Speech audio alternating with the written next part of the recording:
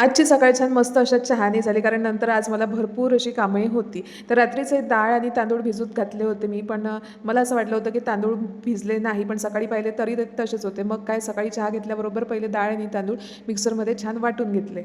आता हे सारण इडलीसाठी आहे हे काही तुम्हाला सांगायला नको, पण आता सकाळी काढल्यावर ते भिजेल कधी आणि फुलेल कधी, तर आता छान ते वाटण करून घेतलं आणि मी उन्हात नेऊन ठेवलं. आता उन्हाचा तर काही पत्ता नव्हता, पण म्हटलं थोड्या गरम वातावरणाने ते सारण थोडंसं फुलेल. पण आता अहोंना जायची घाई होती आणि आम्हाला आवरायचं सुद्धा होतं, म्हणून सकाळी सकाळी ही छान मटकी मोड आलेली होती ती फोडणी घालून घेतली. आता काय 3 ते 4 दिवसात हे घर सोडायचंच आहे, म्हणून जे सामान जास्तीचं होतं ते छान आवरून घेतलं. अगदी बाहेर स्वच्छ नेऊन पुसून वगैरे ठेवलं आणि जे बांधता येईल तेवढं बांधून घेतलं आणि बराचसा कचरा घराच्या बाहेर काढून घेतला.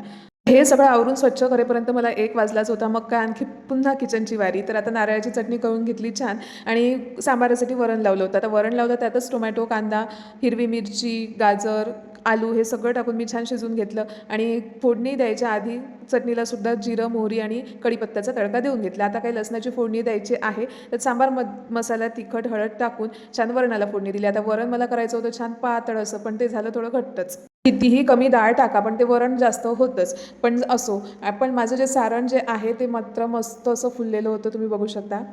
आता या सारण्याच्या इडल्या मात्र खूप छान झाल्या असत्या, पण माझ्याकडे इडली पात्र नाही, म्हणून डोशावरच भागवायचं आहे. तर आता यांना जाडसर असा डोसा आवडतो, उत्तप्पा, तर मी जाडसर असा उत्तप्पा करून घेतला आणि त्यांना दिला. पण इथली ज्या सारण आहे ह्या चंद्रपूरच्या तांदूळाचा कमाल आहे की काय माहीत नाही, पण खूपच छान असं सारण होतं. आता डोश्याची जाडी बघू शकता.